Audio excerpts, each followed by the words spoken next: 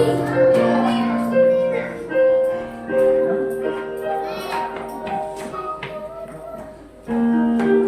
your mother-in-law? Jane? Your mother-in-law. Oh, I don't know. Where's Lola? Maybe she's working or resting. She didn't. I don't know that she said anything to Jay. Because sometimes she's working on Sunday, I think.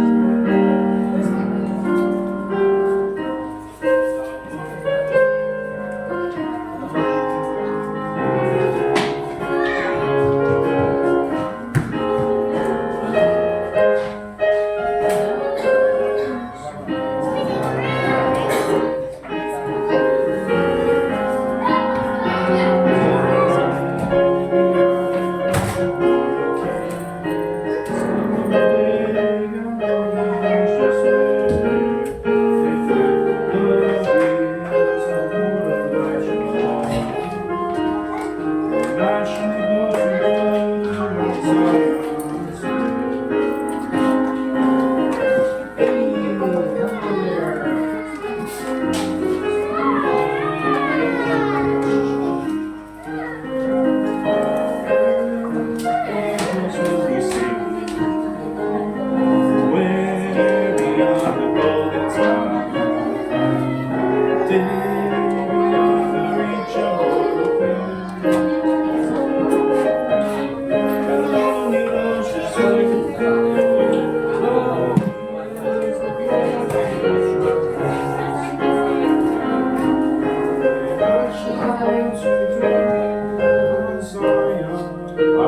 let's go ahead and start our service. Let's all stand up, please. And tatawagin ko natin si Brother Edgar for our opening prayer. Pagkatapos po niyan, dadako tayo sa ating congregational singing.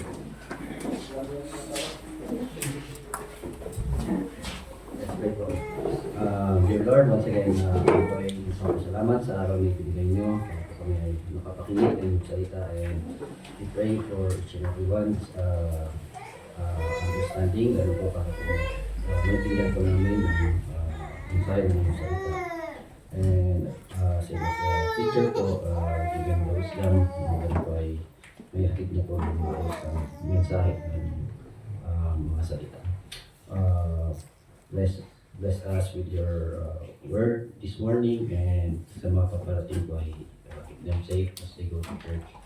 We pray in Jesus' name, amen. Amen. Let's open our songbooks, please, to song number 96. God leads us along. And then after that, yung song number 81, When We See Christ. But song 96 muna. Okay. Okay, susunod.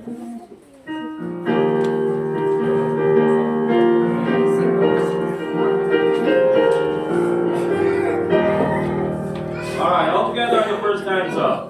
In shade green pastures, so rich and so sweet, God leads His dear children along, where the waters cool glow makes the wind.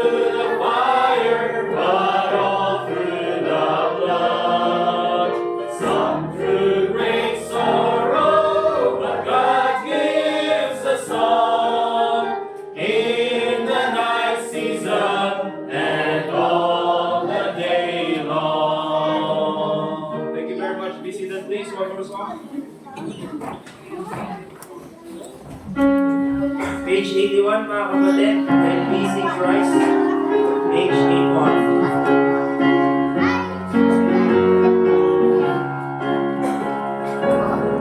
On the first verse, all together now. Of times the days since gone, our trials are to bear. We're tempted to complain, to murmur and despair. But Christ will soon appear to catch His bride away. All tears forever over in God's eternal day. It will be worth it all when we see Jesus. Life's trials will seem so small when we see Christ.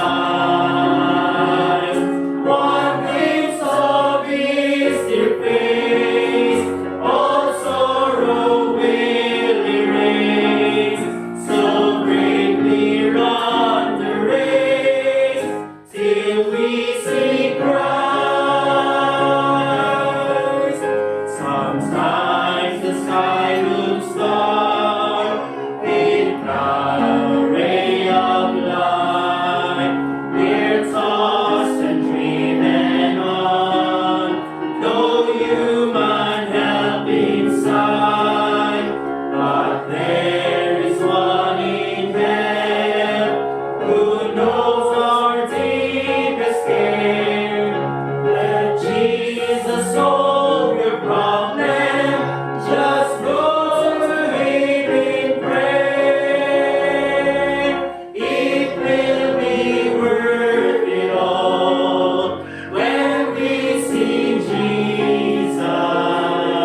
Life's trials will seem so small when we see Christ. One glimpse of His dear face, all sorrow will erase. So bravely run the race till we see Christ.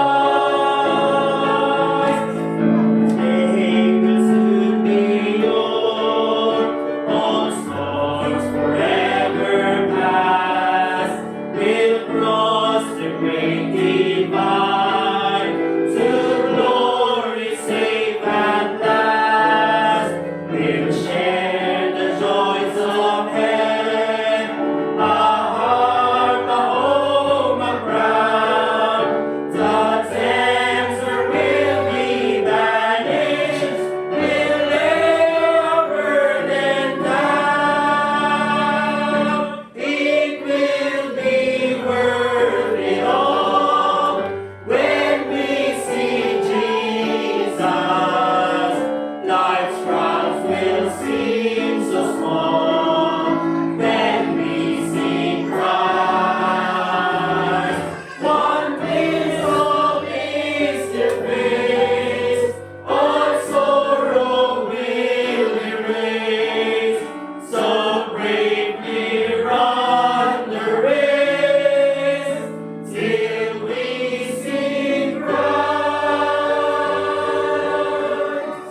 Amen. Praise God mga kapatid. Very encouraging song. Amen? Alright, so dadako po tayo sa ating mga announcement. Napakagandang mensahe ng kanta. Sino pong gustong makita na si Kristo ngayon? Huwag kayo magmadali. Hintayin niyo yung oras ng Panginoon. Okay? But anyway mga kapatid, let's go ahead doon sa ating mga announcements for this morning. Unang-una, so ito yung first day of the month. Later on, we'll go out soul winning sa hapon. Kaya later on, pagkatapos po ng ating lunch, we'll have a short service. Probably I'll preach you within 20 minutes. And then after that, dadako na tayo around 1:30 hopefully ay makalabas na tayo for our soul winning. So please remain later. We'll have lunch. We'll have a very short service. And then mag-soul winning tayo. And then we'll come back here para sa merienda. Amen? Amen ba mga kapatid? So meron na tayo mga invitations na ipapamigay. Also, later on, tulad ng sabi natin, we'll have Mexican food. Ewan ko sino nakapagdala ng talagang Mexican food. Meron ba? Or napunta pa rin sa Filipino food? Okay? Okay lang, walang problema. Basta food. Filmex. Alright? So, maganda po yan as long as makapag-fellowship ka ang bawat isa later on. Also, later on sa February 9, this coming February 9, ay yung men, we have our men's fellowship. Pero gaganapin po natin dun sa UCAB, dyan sa baba.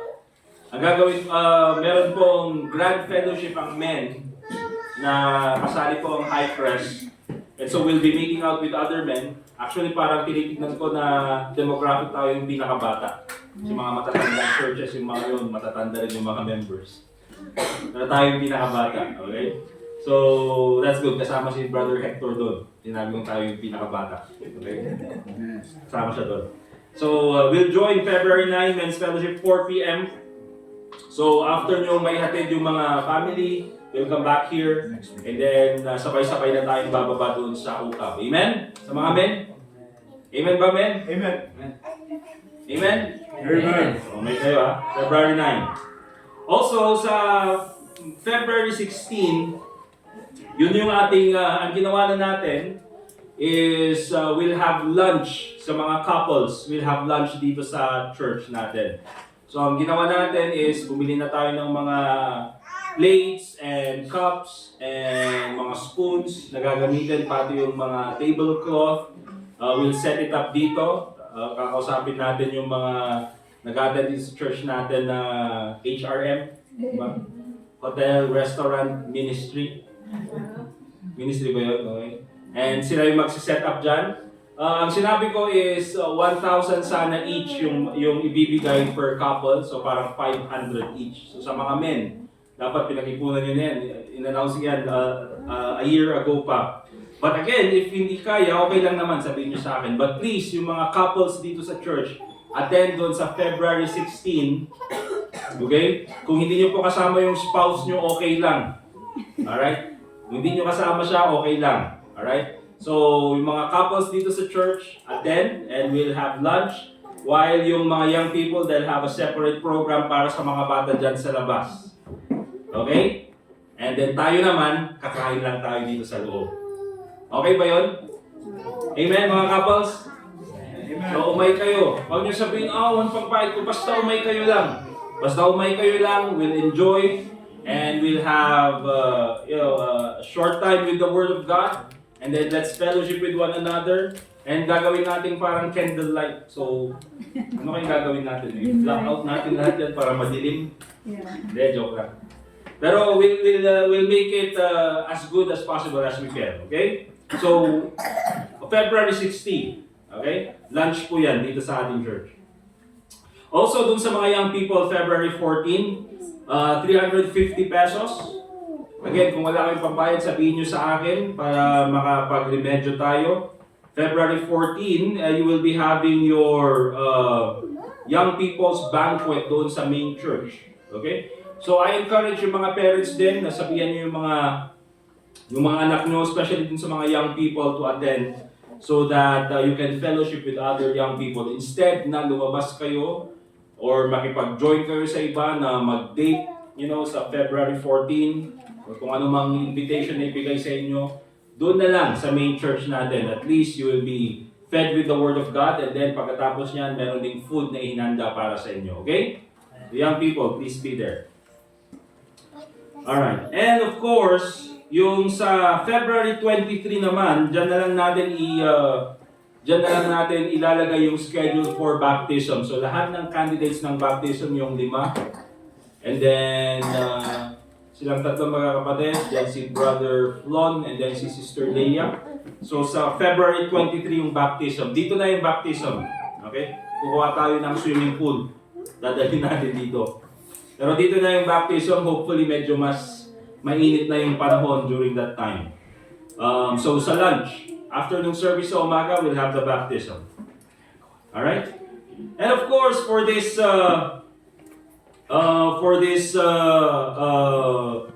time, o bago yung ating birthday celebrants, tulad ng sinabi ko, we need at least 30,000 doon sa ating church anniversary. So every Sunday, kumukuha tayo ng special offering. And ang kailangan natin every Sunday is 2,600. Last Sunday, nakakuha tayo ng 1,300. Again, praise God. Bakit? Mas okay yung 1,300 kaysa wala. Okay? So, we'll have again another special offering until March 30. Bago po yung ating church anniversary. Okay? So again, ang decision is that instead na tayo yung mag-prepare, kumuha na lang tayo ng catering para they'll be the one preparing for us para yung mga members ng church will be focused during church anniversary. Okay? Alright, so let's go ahead doon sa mga birthday celebrants. Sino po yung mga kasama kong mag-birthday ng February? Pakitaas ang kamay. Ayan. Ay, ano yung list pala? Pakisend list.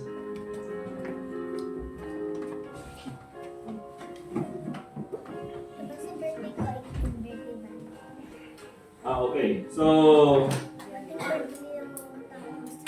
ako mauuna. February 13 ako. And then tatlo lang tayo, si Sir Wilfredo 23. 23 kayo niya, sir. Sakto din nga Sunday. And then si Ma'am Aida 27. Okay? Si Lance, wala naman si Lance. Pero sino bang mag-birthday ng February? Dapat nag-jet ako kurang na. Awanan? Alright, let's invite yung mga kasama kong mag-birthday ng February to please stand up. And then, kantahan po natin ng Happy Birthday. Sama niyo na ako ha. Alright, all together. Happy birthday to you. Happy birthday to you. Happy birthday, happy birthday. Happy birthday to you. Thank you very much, sir. Thank you, Ma'am Aida. Sabihin niyo, baka mamaya meron pa yung birthday na natin February. February ang laro, hindi na pa ikantahan. Alright, so yun po yung mga announcements natin. Let's call Brother Anthony for our Bible reading. Let's get our Bibles please. At may napulat po kayo.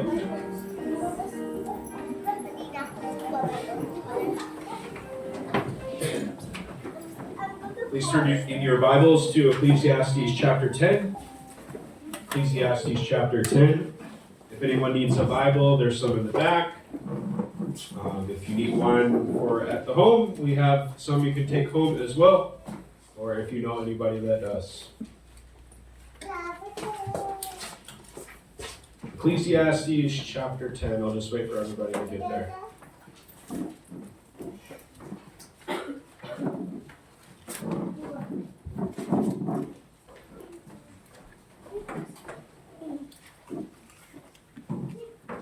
After Proverbs. Before Isaiah. Okay. Ecclesiastes chapter 10. Please follow along. Dead flies cause the ointment of the apothecary to send forth a stinking savor. So doth a little folly him that is in reputation for wisdom and honor. A wise man's heart is at his right hand, but a fool's heart at his left. Yea, also, when he that is a fool walketh by the way, his wisdom faileth him, and he saith to every one that he is a fool. If the spirit of the ruler rise up against thee, leave not thy place, for yielding pacifieth great offenses. There is an evil which I have seen under the sun, as an error which proceedeth from the ruler. Folly is set in great dignity, and the rich sit in low place. I have seen servants upon horses, and princes walking as servants upon the earth. He that diggeth a pit shall fall into it, and whoso breaketh an hedge, a serpent shall bite him. Whoso removeth stones shall be hurt therewith, and he that cleaveth wood shall be endangered thereby. If the iron be blunt, and he do not whet the edge, then must he put to more strength, but wisdom is profitable to direct. Surely the serpent will bite without enchantment, and a babbler is no better. The words of a wise man's mouth are gracious, but the lips of a fool will swallow up himself. The beginning of the words of his mouth is foolishness, and the end of his talk is mischievous madness. A fool also is full of words. A man cannot tell what shall be, and what shall be after him, who can tell him? The labor of the foolish wearieth every one of them, because he knoweth not how to go to the city. Woe to thee, O land, when thy king is a child, and thy princes eat in the morning. Blessed art thou, O land, when thy king is the son of nobles, and thy princes eat in due season for strength, and not for drunkenness. By much slothfulness the building decayeth, and through idleness of the hands the house droppeth through. A feast is made for laughter, and wine maketh merry, but money answereth all things. Curse not the king, no, not in thy thought, and curse not the rich in thy bedchamber, for a bird of the air shall carry the voice, and that which hath wings shall tell the matter. Thank you. Be seated, please. Let's get our songbooks. We'll ask Brother RJ to lead us in one more song. Song number 98, The Name of Jesus.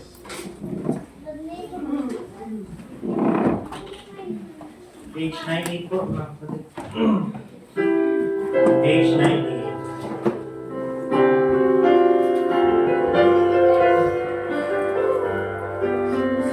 On the first verse, all together now.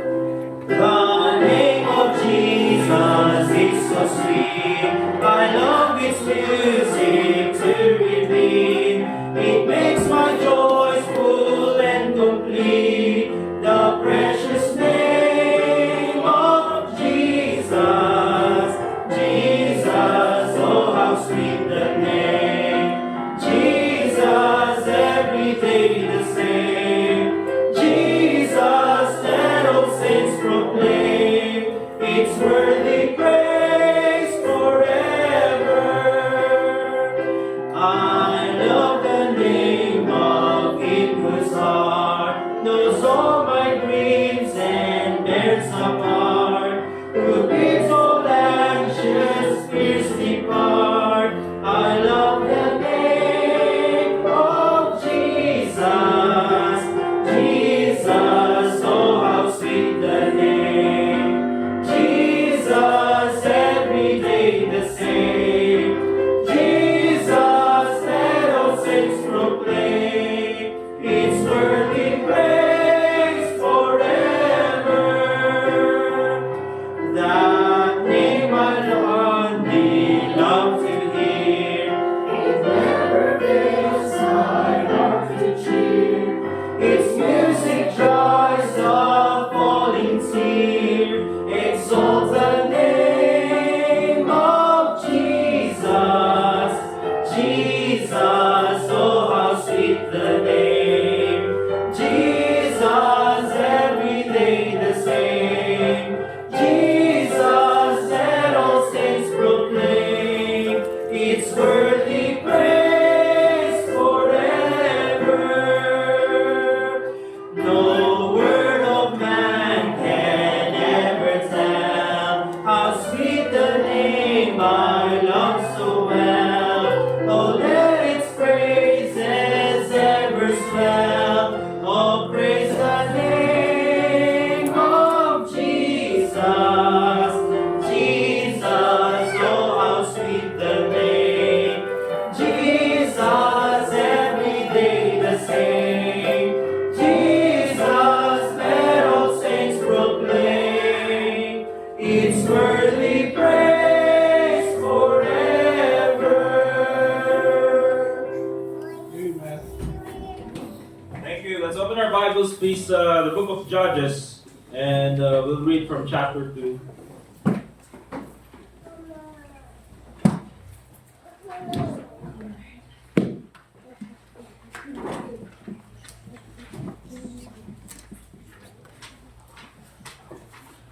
Basahin po natin the book of Judges. We'll start in chapter 2, verse 6. Sisimulan ko po. Kayo pong magbasa ng verse 7. Ako sa verse 8, we'll read it responsively, and then sa verse 15, sabay-sabay po tayo. Okay? Judges chapter 2 and verse 6, ang sabi ng Bible, "And when Joshua had let the people go, the children of Israel went every man unto his inheritance to possess the land." Verse 7, And the people served the Lord all the days of Joshua, all the days of the elders of Judah, seeing the great works of the Lord that he did for Israel. "And Joshua the son of Nun, the servant of the Lord, died, being 110 years old. And they buried him in the murder of his descendants in Zanathar, from Mount Ephraim, on the north side of the hill Gaash. And also all that generation were gathered unto their fathers, and there arose another generation after them, which knew not the Lord, nor yet the works which he had done for Israel. And the children of Israel even the Lord And they forsook the Lord God of their fathers, which brought them out of the land of Egypt, and followed other gods, or the gods of the people that were round about them, and bowed themselves unto them, and provoked the Lord to anger. And they forsook the Lord And the anger of the Lord was hot against Israel, and he delivered them into the hands of the spoilers that spoiled them. And he sold them into the hands of their enemies round about, so that they could not any longer stand before their enemies. Altogether, verse 15, "Whithersoever they went out, the hand of the Lord was against them for evil, as the Lord had said, and as the Lord had sworn unto them, and they were greatly distressed." Let us pray. Dear God, Heavenly Father, once again, this time we thank you sa portion of scriptures na aming pong nabasa. Salamat po, Panginoon, at kami nakarating dito sa aming meeting place. Once again, to worship you through our songs, through our prayers, and also through the preaching of your word. And I pray, Lord, that please allow your word this morning na ito po sana ay magturo sa amin ng tamang gawin namin bilang mga leader sa aming mga tahanan. I pray, Lord, na ikaw pong magbigay sa amin ng motivation nang sa ganun po ay gawin pa po namin ang abot ng aming makakaya, nang sa ganun po ay madala namin ang aming pamilya at may dapit po namin sila sa iyo. Lord, I pray na ikaw po sana ang mangusap sa bawat sa amin at ipakita mo po sa amin, Panginoon, ang katotohanan na hindi mo po kami linigtas na walang rason, at isa po sa rason na kami po ay iyong linigtas ay kami po ay maging leader spiritually sa aming tahanan, nang sa ganun po ay madala namin ang aming pamilya at may lapit nila sila sa iyo. So once again, Panginoon, ikaw po sana mangusap sa bawat sa amin sa pamagitan po ng Holy Spirit. At lahat po ng ito ay pinapanalangin namin sa pangalan ni Jesus. Amen. Ang mensahe po natin ngayong umaga, mga kapatid, is leading your family spiritually. Leading your family spiritually. And itong mensahe na ito, mga kapatid, is tailored para sa ating month of February. Dahil ang tema po natin ngayong February, or ang focus natin this month of February, is family. This is our family emphasis month ngayong February na ito. Kaya lahat po ng mga mensahe natin ay nakafocus sa pamilya. Of course, sa February 16, we'll be focused more on the couples. And kaya po iniimbitahan ang bawat isang mga couples this coming February 16, ay para po makita natin ang katotohanan, mga kapatid, na wala pong ibang gustong gawin si Satanas, kundi isirain po ang pagsasama ng mag-asawa. Okay? Yan po isa sa kanyang mga gustong gawin. Dahil kailangan po natin makita, mga kapatid, na kapag ka po ang mag-asawa nagkaroon ng problema sa pamilya, or kapag ka nasira ang relasyon ng mag-asawa, sira ang pamilya. And of course, pag sira ang pamilya, sira din ang church. Kaya po, mga kapatid, it's very important na sa ating mga couples, sa ating mga, of course, may mga asawa dito, whether your spouse is an unbeliever or hindi siya active dito sa church, it's very important that you come so that we can go ahead and pray for one another and maturuan ng bawat isa sa atin how to become a good spouse. Okay? And that's very important, mga kapatid, making our marriage work. But this time, mga kapatid, it's about leading your family spiritually. Now let me ask you, probably, ay natanong mo na itong mga questions na ito sa iyong isipan. First question. Ano kaya ang mangyayari sa aking pamilya spiritually pag wala na ako?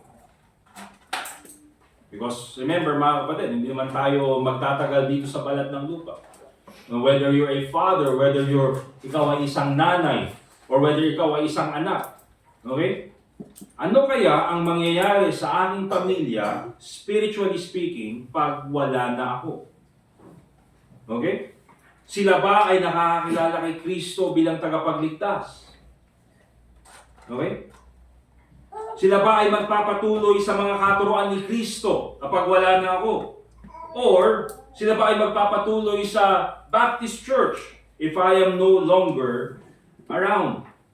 And so, probably natanong na natin yung mga questions na yan, mga kapatid. And let me just give you the theme of our topic, of our lesson this morning, is that when it comes to leading our family spiritually, everything we do, ngayong buhay tayo, spiritually, matters for our family.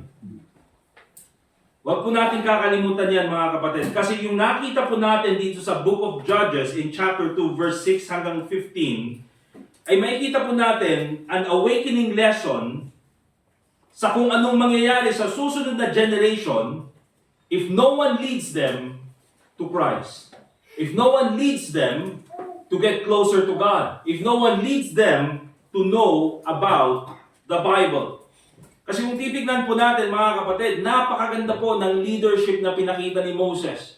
Kung paano niya i-lead ang grupo ng tao who came up from Egypt, na sila ay nabuhay, worshiping other gods, worshiping in idolatry, at sila ay umalis sa Egypt, and then nandun na sila sa wilderness.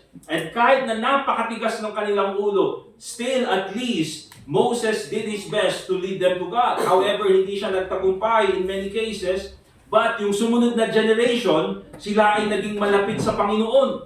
At nung wala na si Moses, ang nag-lead sa kanila ay si Joshua. At itong generation na ito, mga kapatid, na naging malapit sa Panginoon, they were able to enter into the promised land, they were able to conquer the enemies in the promised land, but what happens next is very heartbreaking mga kapatid, at makikita natin doon sa passage na binasa natin, the next generation did not even know about God. And yan po mga kapatid yung gusto nating iwasan. That's why it's very important for us to lead our family. Unang-una, the meaning of leading your family spiritually. Ano ba ang ibig sabihin pag sinabi nating lead your family spiritually? Tingnan niyo po yung verse 7. Judges chapter 2 and in verse 7. Ang sabi ng Bible in Judges chapter 2 verse 7, and the people served the Lord all the days of Joshua, and all the days of the elders that outlived Joshua.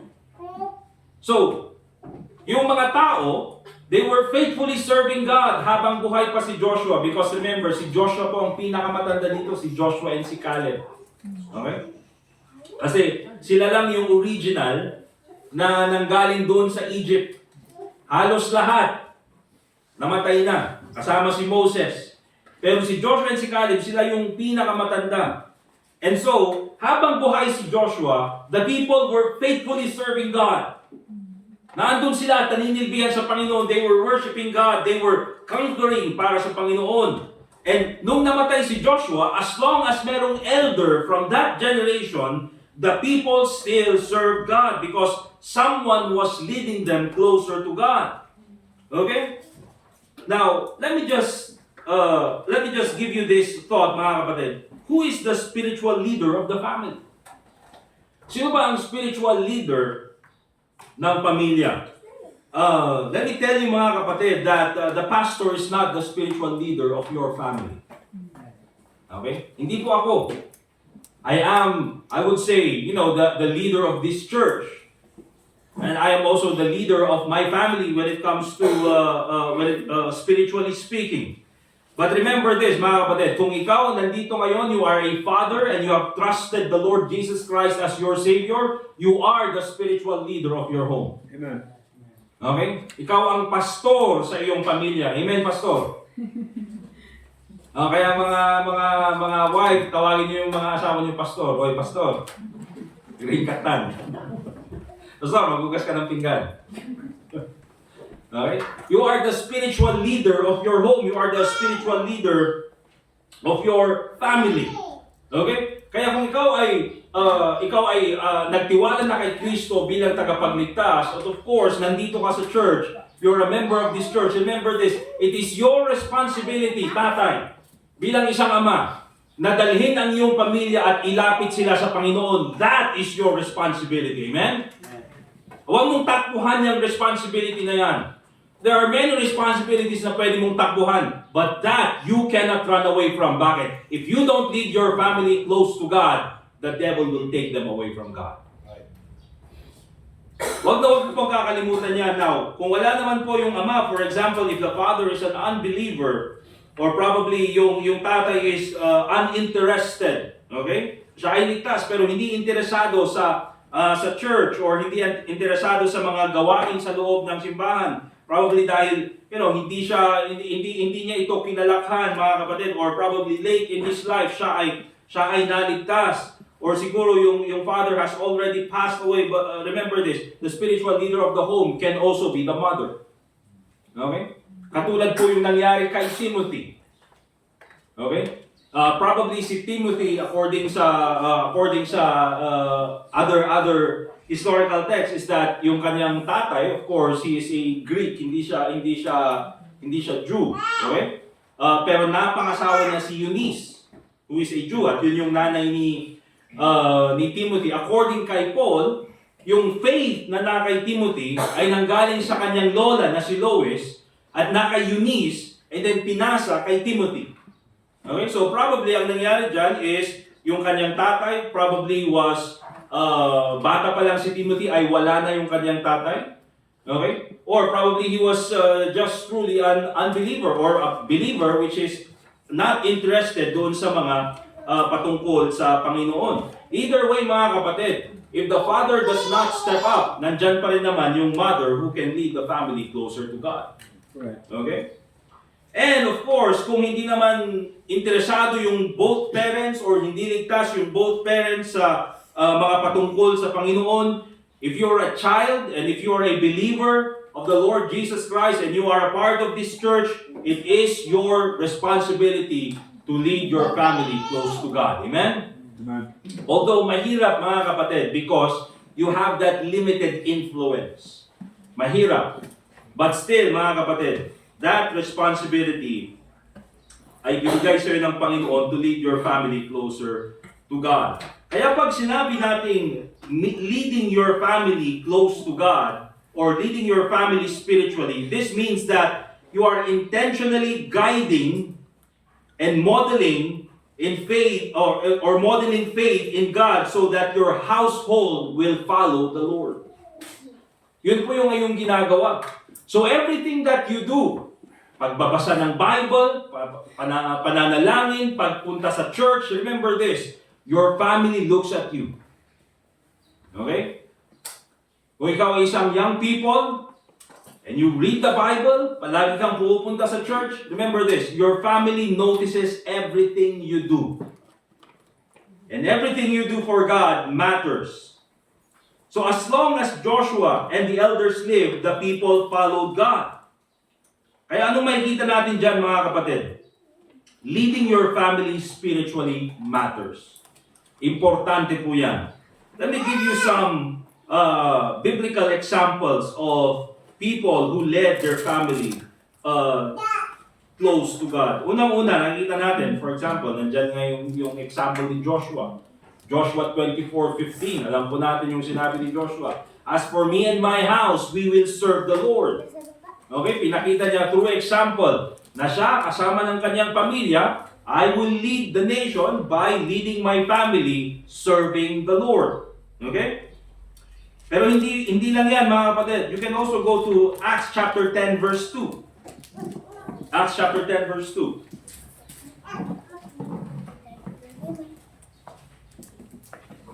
At makikita po natin itong si Cornelius. At itong si Cornelius, mga kapatid, nung makikita natin dito sa Acts chapter 10 verse 2, hindi pa siya ligtas. He was an unsaved person, pero meron siyang hunger para makilala ang tunay na Diyos. Kaya sabi ng Bible, itong si Cornelius, a devout man, one that feared God with all his house. May takot siya sa Diyos. Hindi pa niya kilala ang Panginoon, pero may takot siya sa Diyos. At dahil may takot siya sa Diyos, yung kanyang pamilya may takot din sa Diyos. Naintindihan niyo mga kapatid? Kaya even itong si Cornelius na ito, hindi pa siya ligtas dito sa panahon na ito. Okay? Pero may takot siya sa Diyos. At dahil may takot siya sa Diyos, sumusunod din yung kanyang pamilya sa kanya. Kaya makikita po natin, nung siya na ay naligtas, nung pumunta si Peter doon sa kanyang tahanan at ipinangaral yung salita ng Diyos, ipinangaral ang ebanghelyo ng Panginoon, si Cornelius naligtas, pero hindi lang si Cornelius, ganun din yung kanyang mga kapamilya. Bakit? Because this Cornelius, mga kapatid, though he was an unbeliever, he led his family close to God. That's why it matters. It matters, mga kapatid. Also, let's go to Acts chapter 16. Makikita rin natin yung Philippian jailer.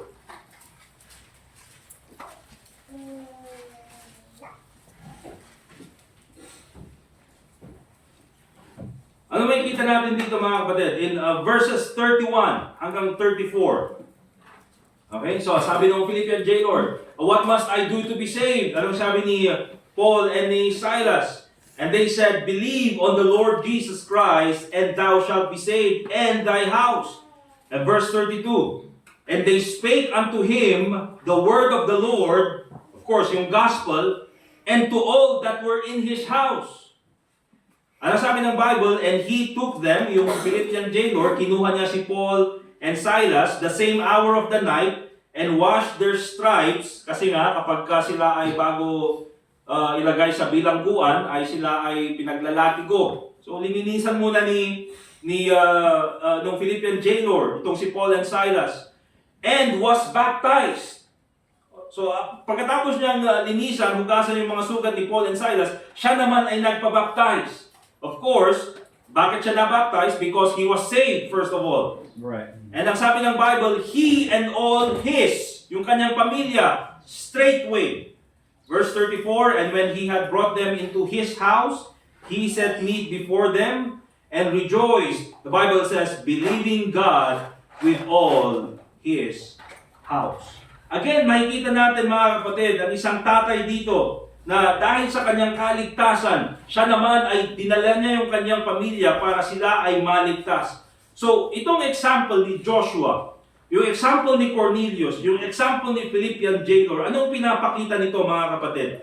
One person's commitment to God can impact an entire family. Right. Okay? Kahit isang tao lang, kahit ikaw lang yung ligtas sa pamilya mo, if you are committed to God, if you want to lead your family close to God, that can impact your family.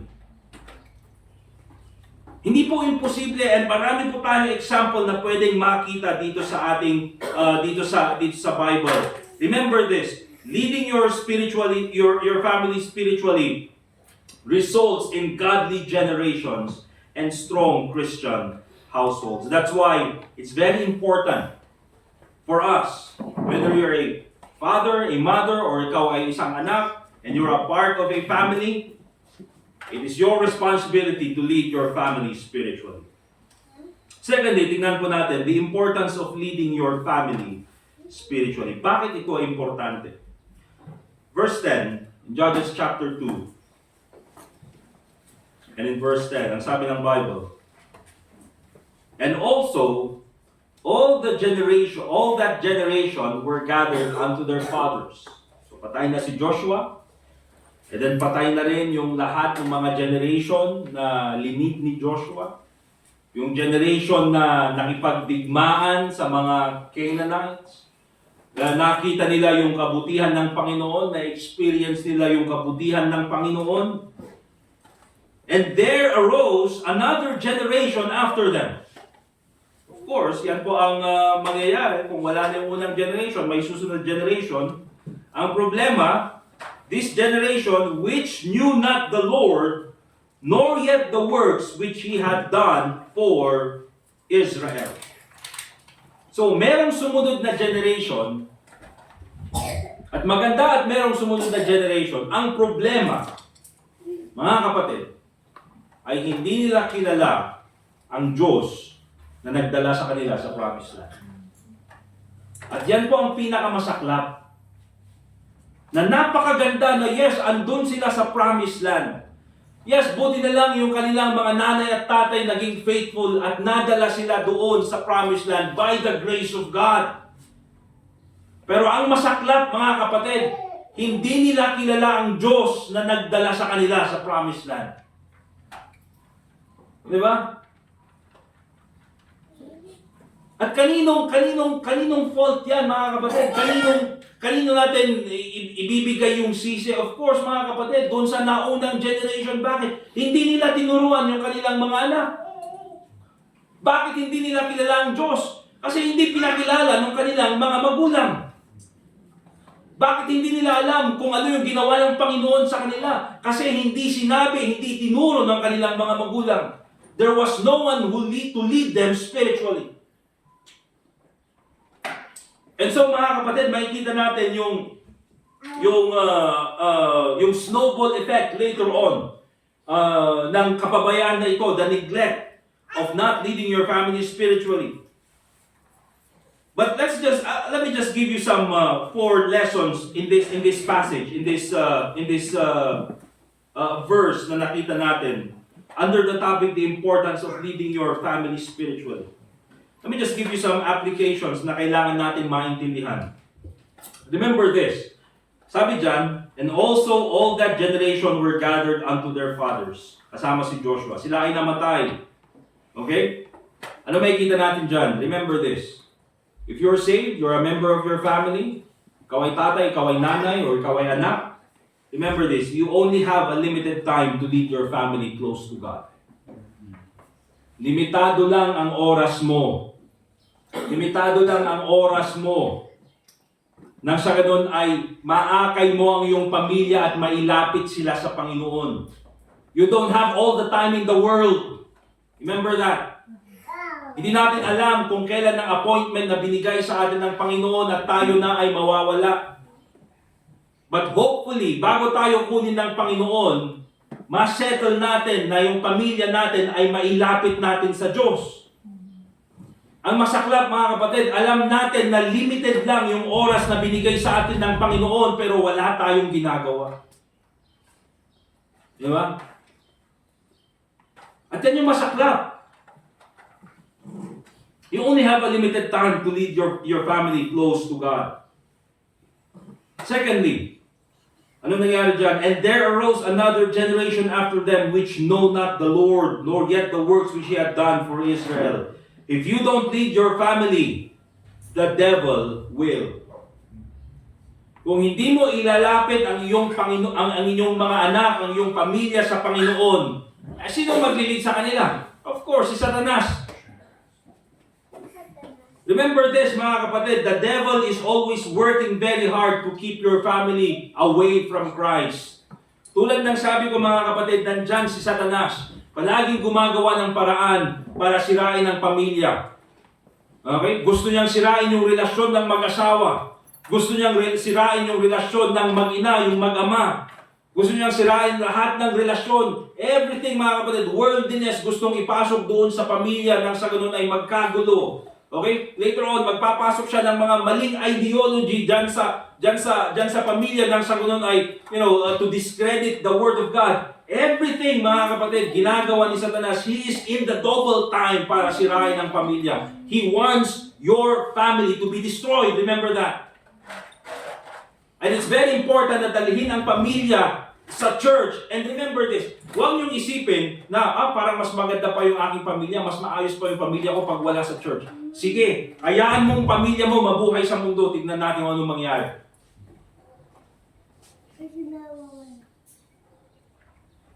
Because remember mga kapatid, ang nagpapatakbo sa mundo is none other than the devil. And so if you don't lead your family, the devil will. If you don't teach your family about the Lord Jesus Christ, about God, about creation, anong ituturo ng mundo? Evolution. If you don't teach them, mga kapatid, that there are only two genders, anong ituturo ng mundo? There are unlimited genders. Di ba? Kung hindi mo ituturo yung mga bagay na yan, mga kapatid, nandyan, may replacement si Satanas. May replacement ang mundo nang sa ganun ay masira yung kaisipan ng iyong pamilya. Everything. And you know what, mga kapatid? The devil will succeed if you do nothing. Magtatagumpay si Satanas. Paano siya magtatagumpay? Pag wala kang gagawin. But if you do your best to lead your family close to God, mga kapatid, yung nakita ka natin na example, si Cornelius, unsaved, pero he wants his family close to God. May takot sa Diyos, pinakinggan ng Panginoon. Ikaw pang ligtas? That's why remember this, mga kapatid. If you don't lead your family close to God, the devil will take them away from you. Another lesson. Nakita natin dyan, nor yet, which knew not the Lord, hindi nila kilala ang Panginoon, nor yet the works which He had done for Israel. Third lesson na makikita natin dito, in Judges chapter 2 verse 10. Remember this, their knowledge about God, or their knowledge of God, depends on whether you lead them or not. Okay? Their knowledge of God depends on whether you lead them or not. Yung pagkakakilala nila sa Diyos, nakadepende yan kung aakayin mo sila sa Panginoon o hindi. Kung tuturuan mo sila about sa Panginoon o hindi. Kaya po mga kapatid, kahit po dito sa church natin, yung mga ministries na ginagawa natin para sa mga bata, all of those things matter. And even para po sa family. You see? Minsan kapag ka sa pamilya, mga kapatid, magkikwento ka about sa Panginoon, akala mo, nakukornihan yung mga ibang family members or probably, siguro totoo nga na nakukornihan sila sa iyo. Kasi lahat na lang ng lumalabas sa bibig mo about sa Panginoon, about God, about the Lord Jesus Christ, kung paano ka liligtas. But remember this, all your stories about God, it matters. You know why? Dahil kahit na naboboring sila, kahit na ayaw nilang pakinggan, at least you are telling them about God. At least you are telling them about the Lord Jesus Christ. And at least pag meron silang napakinggan, ay, pambira, hindi yan yung napakinggan ko dun sa pinsan ko. O hindi yan yung napakinggan ko sa asawa ko. Hindi yan yung napakinggan ko dun sa anak ko. Your continuous invitation for them to go to church, remember this, it matters. Kahit na ayaw nilang pumunta, kahit na ayaw nilang sumama, pero dahil patuloy kang nag-i-invite sa kanila at patuloy mo silang gustong tawagin, tara sa church. Doon tayo makinig ng salita ng Diyos. Tara sa church. Minsan nga yung offer natin, pataas ng pataas. Diba? Tara sa church. Ilibre kita mamaya. Tara sa church. May pagkain sa church. Tara sa church. Anniversary namin ngayon. Okay? So, yung continuous na pag-invite natin para sa ating pamilya, it matters. Because you know what, mga kapatid? Karamihan ng mga family members who came to church because of persistence invitation. Okay? Dahil na patuloy na ini-invite at sinabi niya, sige na nga, sasama na ako para tumigil ka at sumama ka sa church, naligtas, nakilala ang Panginoon at later on naging member na rin sa church. Bakit? Because someone persisted. Because someone led them to the Lord Jesus Christ. Your prayer matters, mga kapatid. Yung mga family members na pinagpe-pray natin, later on we'll talk about prayer. But your prayer matters. Hindi po sayang ang panalangin ng bawat isa. Your example of going to church matters. Pupunta ka sa church every Sunday. at tinitignan ka ng mga kapamilya mo, tinitignan ka ng mga kapitbahay mo, at palagi kang nagbibihis ng maayos, palagi kang gigising ng maaga, ipiprepare mo yung mga gamit mo, may dala kang Bible, pupunta ka sa church kahit traffic, gagawin mo lahat ng yan para lang makapunta sa church.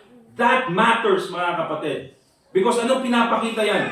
Kasi kung hindi totoo yung iyong pananampalataya or hindi totoo yung iyong commitment sa Panginoon, pambira, ba't ka pa pupunta sa church? Di ba? At yung example din, makikita nila. Bakit? Mga kapatid, galing po tayo, karamihan sa atin, galing sa Catholic faith. Di ba? At alam natin, mga kapatid, na pagdating po sa pananampalatayang Katoliko, it's always based on convenience. Di ba? Pero dahil alam natin, nakilala natin ang Panginoon at alam natin na ito yung tunay na pananampalataya, we do our best to go to church. And that gives a separation between yung ating dating pananampalataya. Nakikita nila na, buti pa ito, no? Hindi katulad dati na, walang commitment sa Panginoon. Ngayon dito sa kanyang church na pinupuntahan, may commitment. Ano kayang bago doon? Ano kayang kakaiba doon? Okay? So your example of going to church matters. Your teaching in Sunday school matters. Mga nagtuturo ng Sunday school dito, yung mga ladies ng church who are involved in teaching yung mga bata na ito about the Lord Jesus Christ, those things matter. Anyway, mga kapatid, nung ako po ay pumunta ng Bible College, ako po ay, I would say, meron akong advantage na alam ko halos lahat ng mga Bible stories sa Bible. Alam niyo kung bakit? Kasi meron po mga Sunday school teachers na nagturo sa akin ng bata ko. Akala nila mga Sunday school teacher namin noon doon sa main church, umiiyak pa. Umiiyak. Bakit? Kasi hindi nila, kumaawatan mo kayo nga kastoy kayo. Hindi na kami di suruan dangay ka. Parehas lang. Wala naman, di ba? Pero umiiyak siya, mga kapatid. Iiyak, magagalit. Okay? Bibili ng pagkain sa store para lang tumahimik kami. Pero magkikwento pa rin siya about the Lord Jesus Christ. Magkukwento pa rin about yung mga Bible stories sa Bible, yung mga lesson na nakaseries na inassign sa kanila. They took it seriously, mga kapatid. Dati yung Sunday school namin is 8 a.m. doon sa main church. Okay? 8 a.m. yung Sunday school ng mga bata. So pupunta kami doon, 8 a.m. kakatay pa lang. Diba? Walang ligo yung iba. Pero yung mga Sunday school teachers, andun na lang 7 a.m. Kasi noon, mga kapatid, pag magtuturo sila, alam mo yung sinasabi kong na yung maminawag na tayo, yung felt paper. Yung flannel graph na dinidikit yung mga Bible characters. Nandyan yung whale, didikit dyan. Tapos andito si Jonah, tapos kinain nung whale, kaya kami yung diba? So parang manghang-mangha kami kasi ganda-ganda ng pagkakagawa. So 7 a.m. andun na sila. Kita mo rin sila, puyat din. Pero lahat ng ginawa nila, mga kapatid, it all matters. Bakit? Kasi may naturuan sila. Let me just encourage each and every one of you, mga kapatid. Okay? Na kahit yung mga pag-invite dito sa mga bata na ito, yung pagpunta at pagdala sila sa kanila dito sa church, it takes sometimes a lot of sacrifice.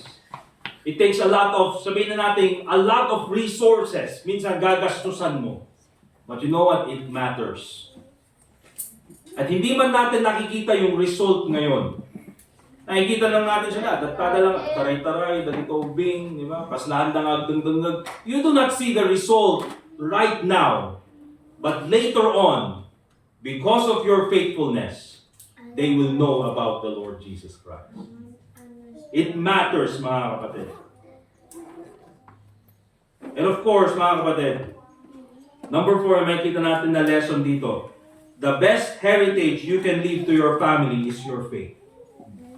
Ang pinakamagandang pamana na pwede mong iwan sa iyong pamilya, sa iyong mga anak, or sa susunod na generation is your faith. Yung iyong pananampalataya. Mga kapatid, minsan binabanggit natin, yung mga pera at ari-arian, magandang pamana yan, pero mawawala din lang. And it's true. Kaya sinasabi natin, ang pinakamagandang pamana ay education. Kaya yung mga parents, they do their best to invest on their children's education.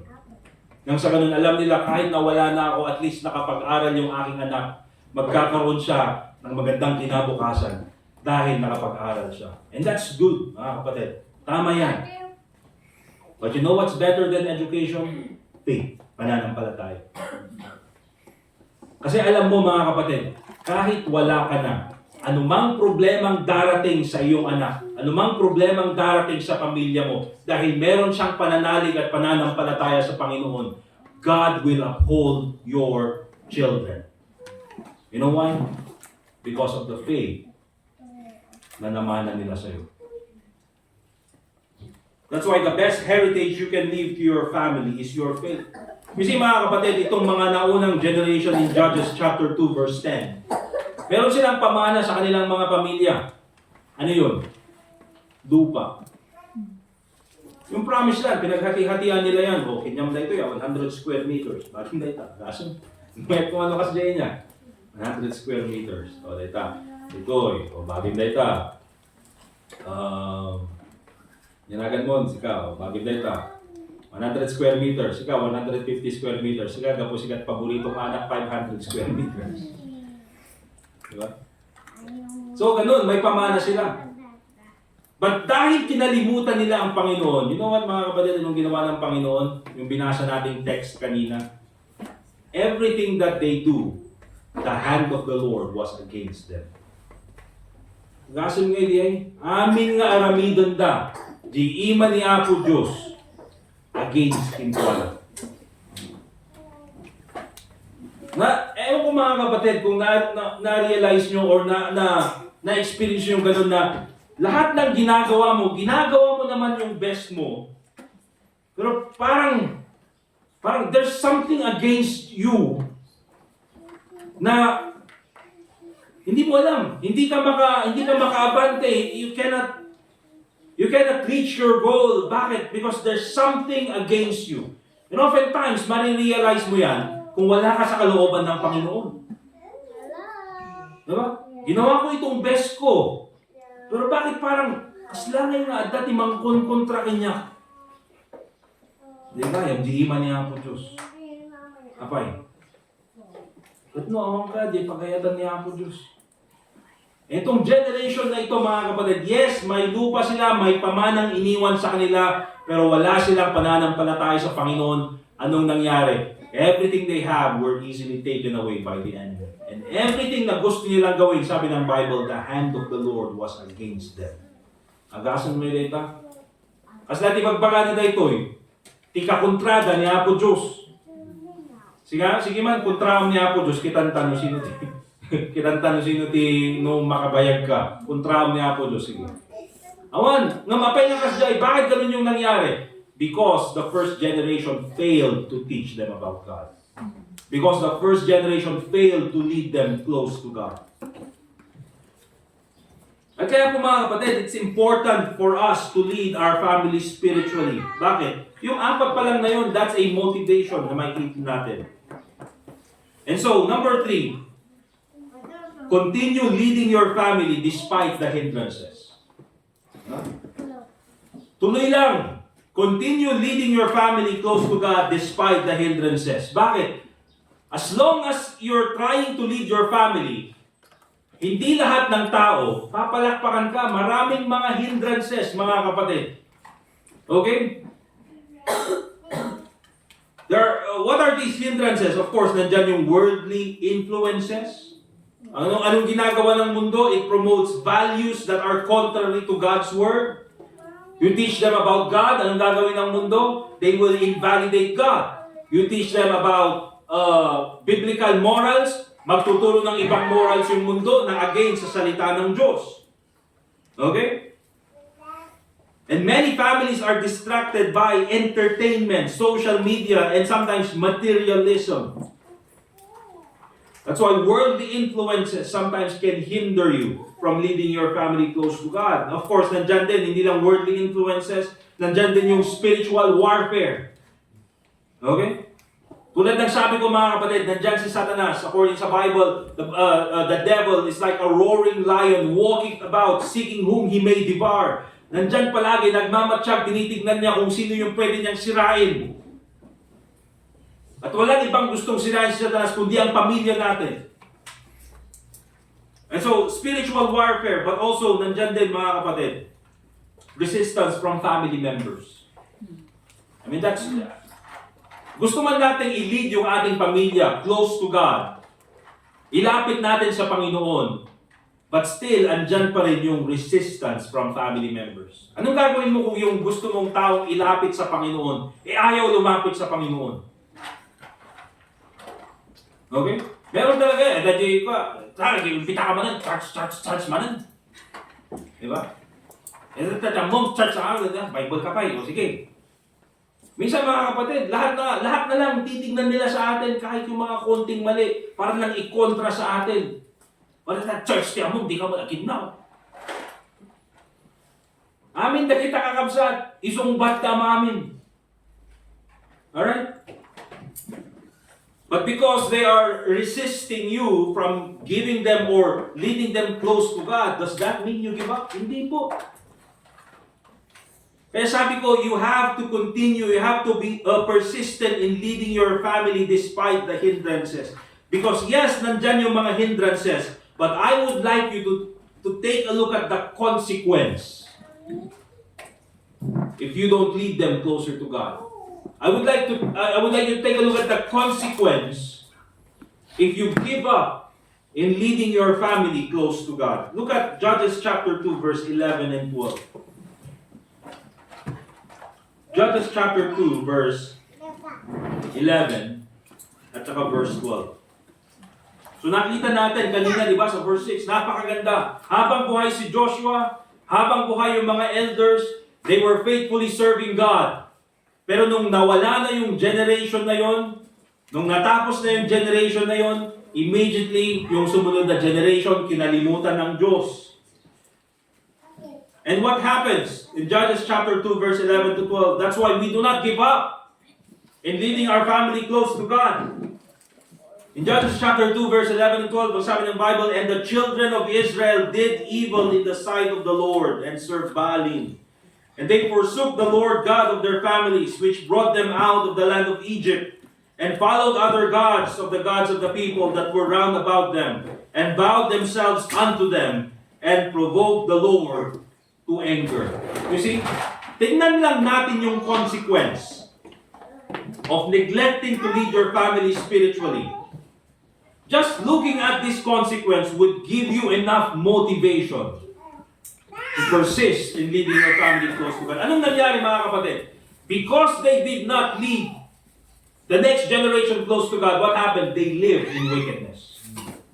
Kasi ganyan ang mangyayari mga kapatid. If you don't lead your family close to God, anong mangyayari sa kanila? They will also live in wickedness. Mamumuhay sila sa kasalanan. Magpapatuloy sila sa kasalanan. Okay? At nandyan mga kapatid, alak, drugs, lahat na ng bisyo, gambling, pogo, lahat na mga kapatid. Eh kung minsan nga yung saved, nahuhulog pa rin sa patibong ni Satanas, how much more yung unsaved? That's why we lead them close to God. Bakit? Because kung hindi natin ginawa yan, they will live in wickedness. Hindi sila matuturuan ng tama. Para sa kanila, normal lang ang pag-inom ng alak. Para sa kanila, normal lang ang pag-drugs, ang pagsusugal, ang pangbababae. Normal lang lahat ng yan. Bakit? Hindi na ituro sa kanila. Pero kung dadalhin natin sila sa tama at may tituro sa kanila yung mga bagay na yan, yes, meron pa rin silang choice para gawin yung mga bagay na yan. But at least, nandyan yung conviction ng Holy Spirit. Nandyan pa rin yung pagtuturo na galing sa salita ng Diyos. At least, meron pa rin preacher at meron pa rin church na merong grupo ng tao na mananalangin para sa mga tao na yan. Bakit mga kapatid? Because you led them close to God.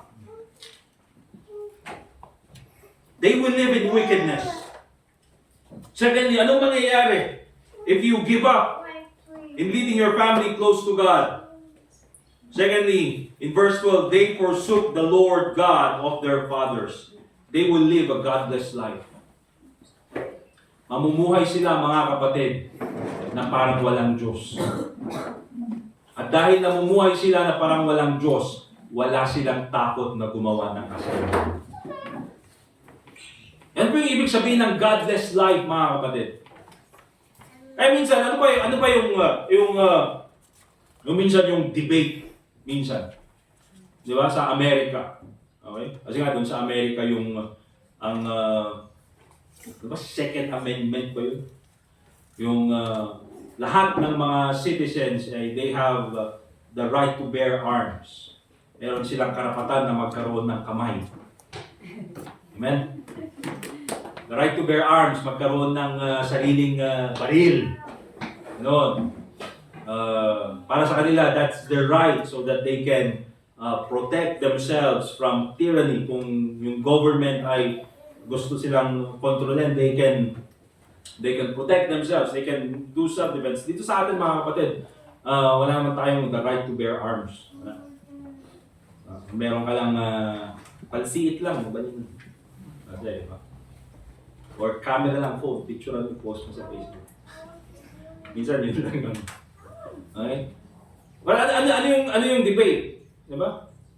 Tanggalin natin lahat ng baril kasi yan yung kumikitil sa tao. Ano naman sasabihin ng kabila? Hindi baril ang kumikitil sa tao, tao ang kumikitil sa tao. Bakit? Kasi kahit tanggalin mo yung baril, mga kapatid. Okay? Ang tao, pag wala siyang takot sa Diyos, gagawa pa rin yan ng paraan para paslamin ang kapwa niya tao. Kaya may isang example dyan, mga kapatid, 9/11, hindi naman sila gumamit ng baril. Ang ginamit nila, aeroplano. Okay? Or, sabihin natin, ginamit nila example, doon sa London, bawal nang gumamit ng baril, pero, or bawal magkaroon ng sariling baril. But, still, nowadays, mga kapatid, alam niyo yung stabbing capital of the whole world? Stabbing capital, mga kapatid, ha? Stabbing capital of the whole world, London, UK. Bakit? Walang baril. So, ang gagawin ng tao, bawal baril. Okay, saksakin natin. Ganun, mga kapatid. And you know what, mga kapatid? The reason why people are not afraid kahit na nakita nila na, ganitong pwedeng mangyari sa'yo kapag ikaw ay nagdroga, kahit sa panahon ni Duterte. Di ba? Ganitong pwedeng mangyari sa'yo pag ikaw ay nahuli sa pogo. Ganitong pwedeng maging hatol ng iyong kasalanan kapag pinagpatuloy mo yung bisyo na yan or yung kasamaan na yan. You know why they continue to live in sin? Wala silang takot sa Diyos. Hindi sa gobyerno, mga kapatid, wala silang takot sa Diyos. They have no fear of God. They're living a godless life. And if you do not lead your family close to God, wala din silang takot sa Diyos.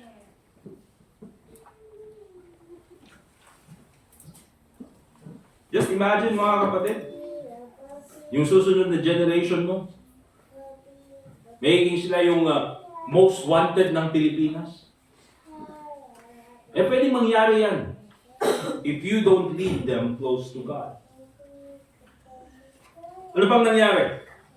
They forsook the Lord God of their fathers, which brought them out of the land of Egypt, and followed other gods of the people that were round about them, and bowed themselves unto God.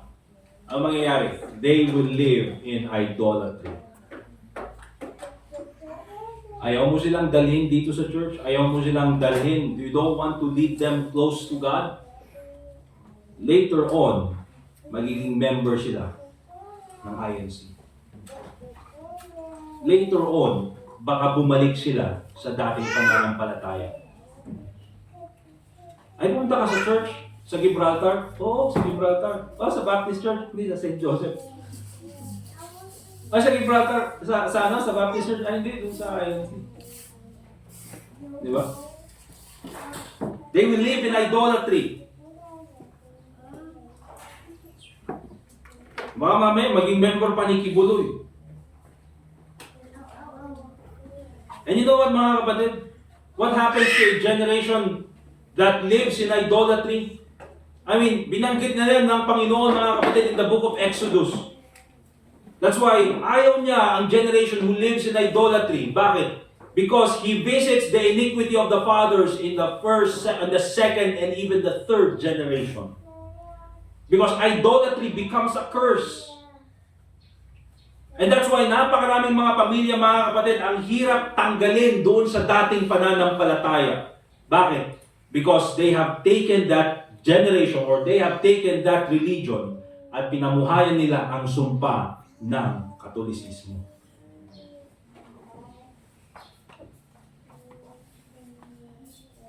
And lastly, mga kapatid, in Judges chapter 2 verse 11 and 12, what happens if you give up in leading your family close to God? The Bible says, and provoke the Lord to anger. They will be judged by God. Didigraan niya po Diyos. Detaje po na tatay kakapsat. Kung babasahin po natin yung verse 12 hanggang verse 15, yung binasa po natin in Judges chapter 2.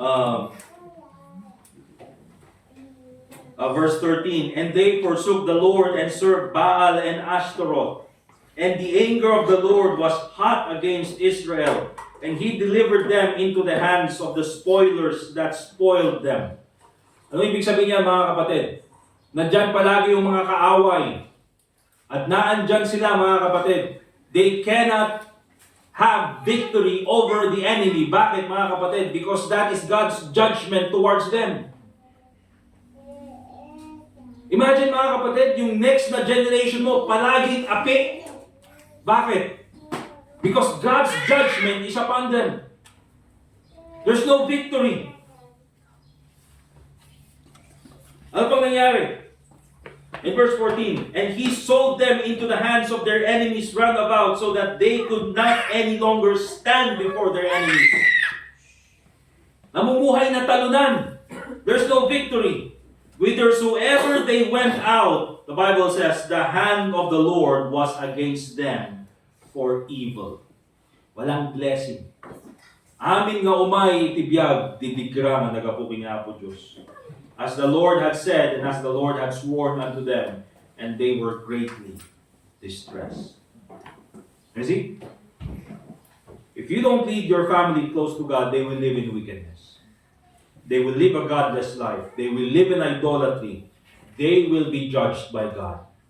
Mga kapatid, that's enough motivation for me to persist in leading my family close to God.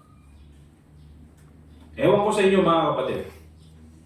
I think just looking at the consequence, that is enough motivation. And lastly, how do you lead your family spiritually? So anong gagawin mo in order for you to lead your family close to God? Judges chapter 2 verse 7, the Bible says, and the people served the Lord all the days of Joshua and all the days of the elders that outlived Joshua, who had seen all the great works of the Lord that He did for Israel. So ito mga practical steps, maiksi lang mga kapatid, in order for you to lead your family close to God. In order for you to lead your family spiritually. Unang-una, very important, share the gospel to your family. Amen? Share the gospel to your family. Meron pong rason kung bakit ka linigtas ng Panginoon. And I believe, one of the important reasons why God saved you is so that you can be a door of hope for your family. Na sana, ikaw ay maging pintuan at magbukas ng ebanghelyo para sa iyong pamilya.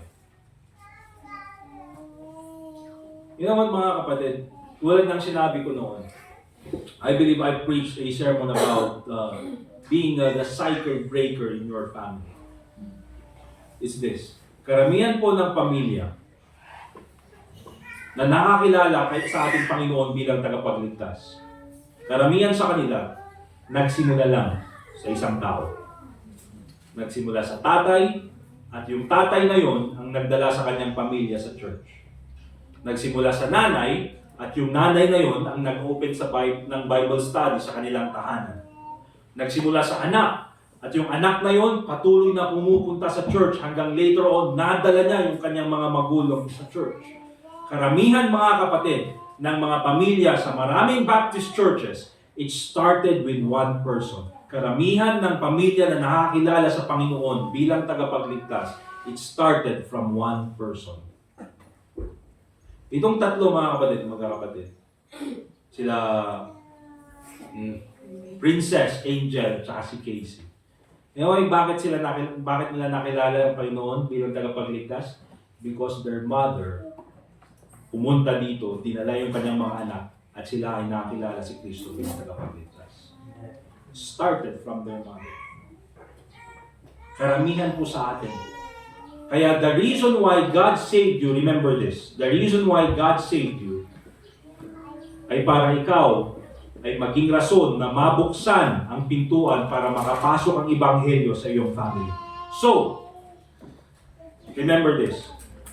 If you want to lead your family spiritually, share to them the gospel. Kung hindi mo kaya, open a Bible study. Kung hindi mo kaya, bring them to church. Do your best nang sa ganon ang iyong pamilya makilala si Kristo bilang tagapagligtas. Amen? Secondly, set a godly example. Set a godly example. Remember this, hindi tayo magiging perfecto. Amen? You cannot be perfect. Ang tulad ng sabi ko, lahat ng gagawin natin, tinitignan yan ng ating mga kapamilya. So, you cannot be perfect, but remember this, do your best to practice what you preach. Amen? Do your best to practice what you preach. Kasi mga kapatid, ang mga tao, kahit sa panahon natin, minsan ang tingin natin sa mga relihiyosong tao, hipokrito. Okay? Kunyari lang yan, mabait lang yan pag nasa church. Pag later on, wala din lang. Diba? Bakit mga kapatid? Ganun yung example na nakita natin sa mga ibang churches eh. Ganun yung example na nakita natin sa ibang pananampalataya. Diba? Magsisimba, ang daming sign of the cross. Ang daming ganun. Tapos tatawagin yan eh. Uwi ka na dito. Pare, nandito na yung pulutan natin. Minsan, nandyan na pa yung mga anak ko. Pagkatapos sila mag-ganon, sama, ang giinom lang, isu-isu daw lang. Agpapamilya. Then later on, suda mo lang aga-apa. Napay nga, dinanog mo ni tatang mo, lumaban ka no eh. Gasag mo yun. Dinanog mo ni tatang mo, kamutan, lumaban mo na yung magtad. Di ba? Kaya minsan mga kapatid, ang tingin natin sa mga relihiyosong tao is mga hipokrito. You see what mga kapatid? Here's a very important na gawin natin. Show them that you're different. Ipakita mo na yung pananampalataya natin ay iba. Na kung anong sinabi natin, yun yung ginagawa natin. Okay? So set a godly example. Hindi ka magiging perfecto. God knows. You will not be perfect. But just do your best to practice what you preach. Ano sasabihin mo? Hindi ko sinabing bawal uminom, kaya uminom ako. Di yun mga kapatid. Just set a godly example. And of course, persevere through difficult times.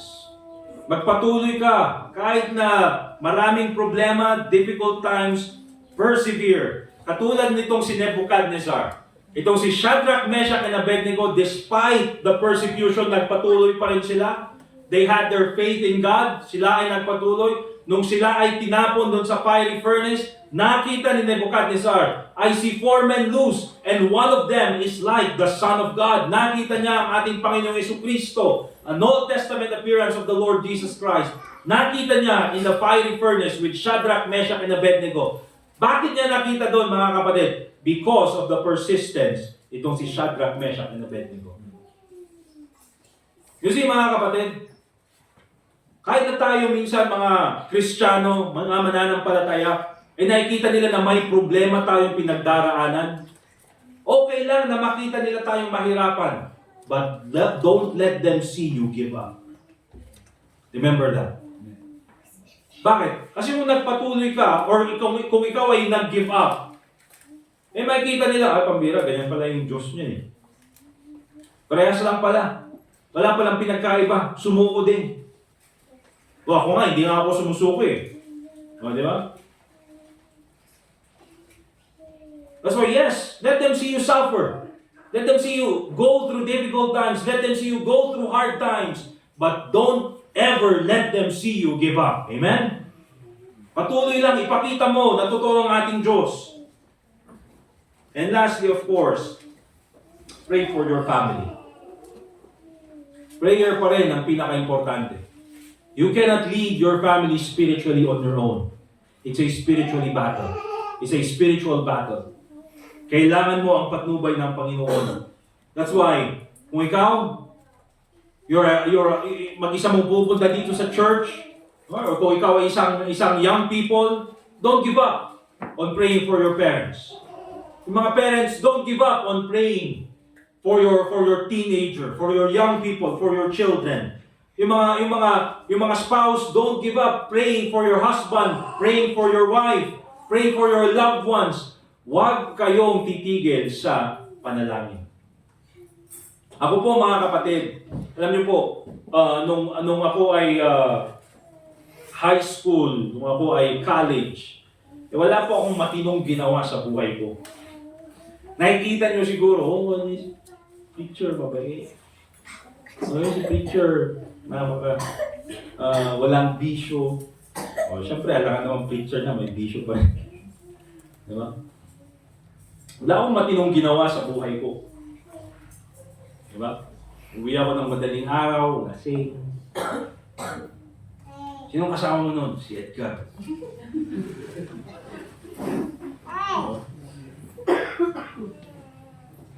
Uwi ako.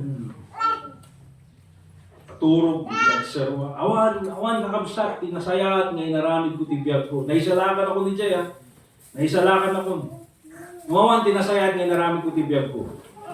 Ay, sabi ng mga pinsan ko, akala nila, nakikita nila ako ngayon, pero minsan sinasabi nila, nung makikita mi si Kylie, pag nakikita ka namin noon, akala namin, wala nang patutunguhan yung buhay.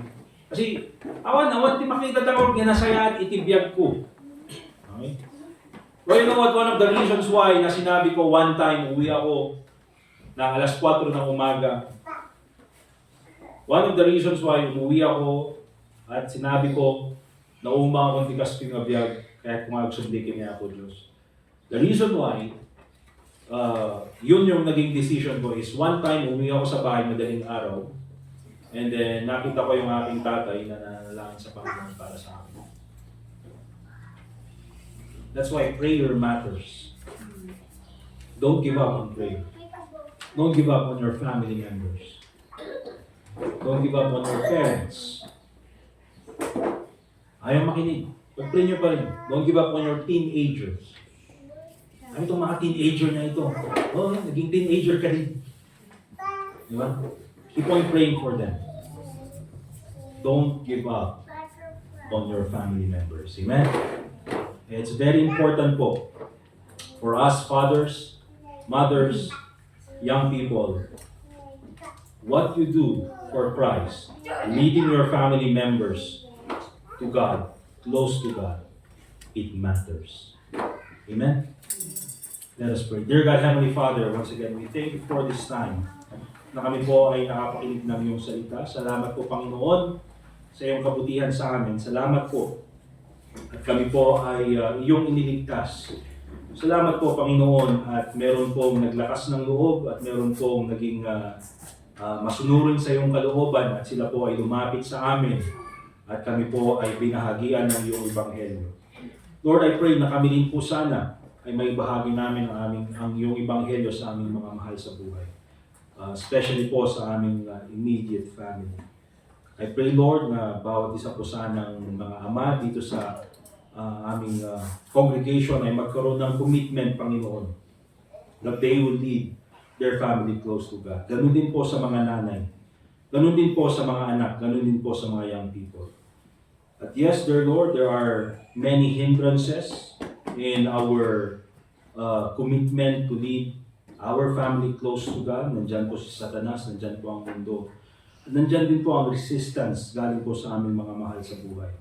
But I pray, Lord, na bigyan mo po kami ng commitment, Panginoon, para hindi po kami tumigil sa aming panalangin, sa aming pagbibigay ng example, sa aming pong pagtuturo.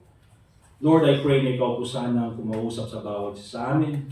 At sa invitation na ito, Panginoon, ikaw po sana ang mabigyan ng kapurihan. Lahat po ng ito, pinapanalangin namin sa pangalan ni Jesus. Amen. Let's continue to pray mga kapatid, and I would like to invite yung mga tatay dito sa ating congregation, make a commitment to lead your family to God. Lapit po kayo dito sa harap. Come to the altar and pray. Parents, mga tatay, mga nanay, make a commitment to lead your family close to God. Ganun din po sa mga young people. Lapit po kayo dito sa harapan. Come and kneel to the altar and pray. Manalangin po kayo. Make a commitment and lead your family close to God.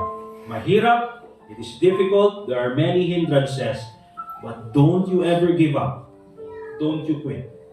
Keep on praying and keep on teaching and keep on setting a good example. Sige po, manalangin po tayong lahat.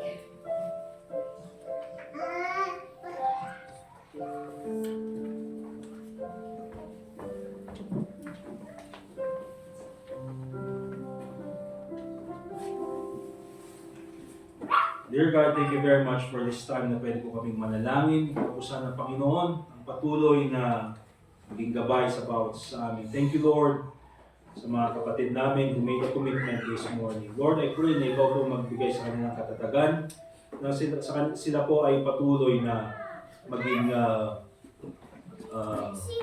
matibay sa pananampalataya. Lord, I pray that you continue to bless the remainder of our service. Your name be glorified in everything that we do. And all this pray in the name of the Lord Jesus Christ. And all God's people say, Amen. Praise God mga kapatid. Alright, dadako na tayo sa ating mga offering. Nang sa ganun po ay makapag-dismiss tayo ng maaga. At may prepare yung mga mixed ikan na food na yan. Mixed na ikan. Alright. Let's go ahead and call on kung si Silos at ni John Mark.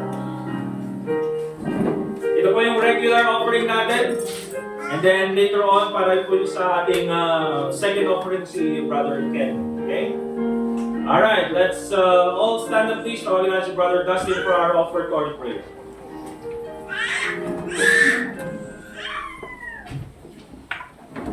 Let's pray. Gracious, loving God, maraming salamat po sa oras ito na kami magbibigay. Panalangin po namin, Panginoon, na kayo po mag-provide sa mga pangailangan namin. And salamat din po sa blessings na aming tanggap upang sa pagbigay para po sa gawain ninyo, Panginoon. Bilas po ito sa mga ni Jesus. Amen. Amen. Let's go ahead and give our offerings, our tithes and offerings. So, regular offering ko na to, ha? Brother Ken, pwede yung second offering. Si Brother Ken, ito yung second offering.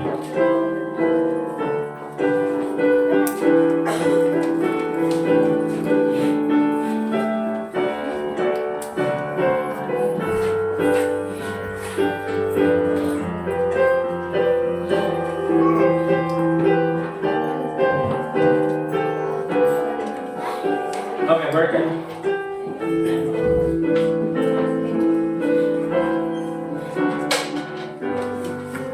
Pwede pa di John Mark, ang di may isa.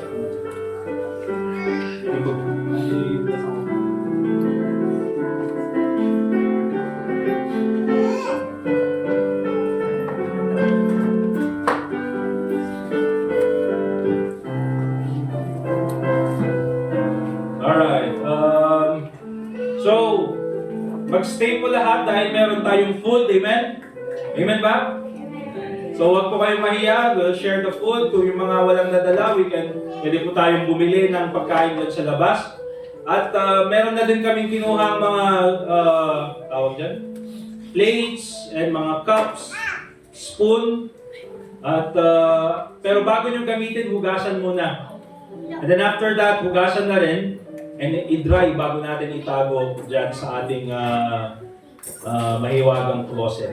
Okay? Huwag kayong pumasok dyan sa closet, baka paglabas nyo, ibang nilalang na kayo. Okay, out of the closet. Alright, and then after nyan is yung men, lahat ng men, we have practice, kakanta tayo next Sunday. So, practice tayo ng isang short na kanta. Madali lang. And then, after that ay... Ano pa? Wala na, yung soul winning na lang later. Meron naman ng mga invitations na ikakat. Okay, let's all stand up please. Are you blessed this morning? Say amen. Alright, let's go ahead and open our songbooks. Doon po sa yun?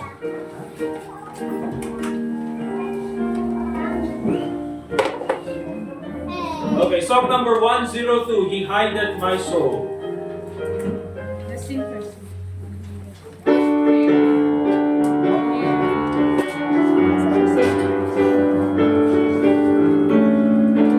Alright, all together on the first stanza. A wonderful Savior is Jesus my Lord. A wonderful Savior to me. He hideth my soul in the cleft of the rock, where rivers of pleasures I see. He hideth my soul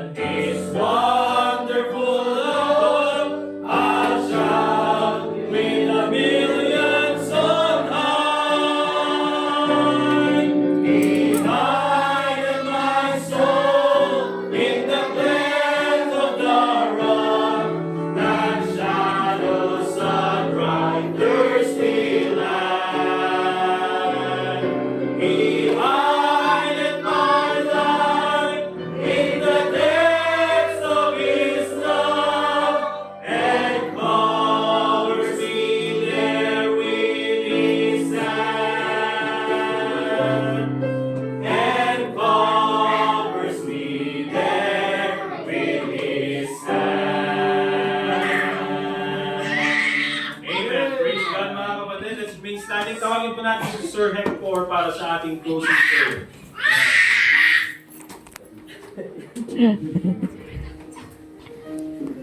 Let's pray.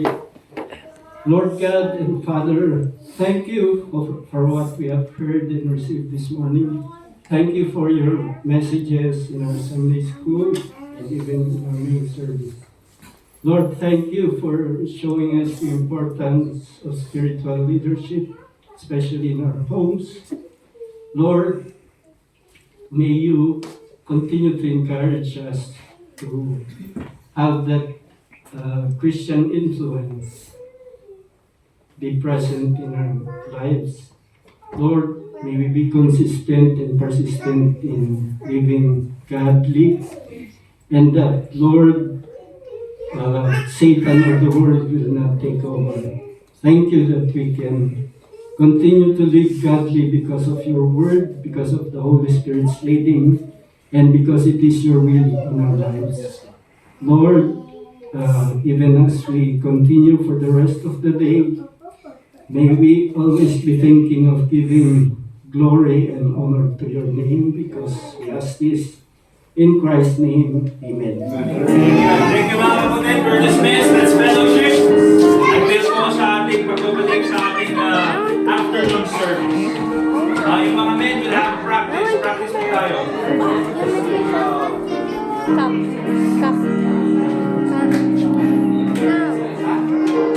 Stevie, practice tayo. Hey Mark, practice tayo. Okay, men.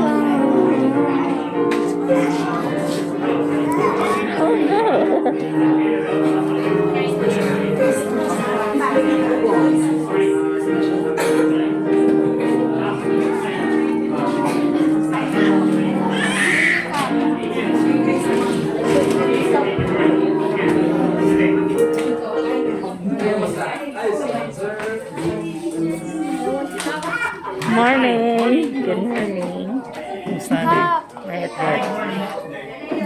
Diamond Cup.